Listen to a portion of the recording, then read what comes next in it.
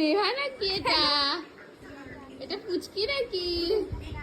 বাপরে, এতদিন পর কি করতে আসলি রে আমাদের বাড়ি?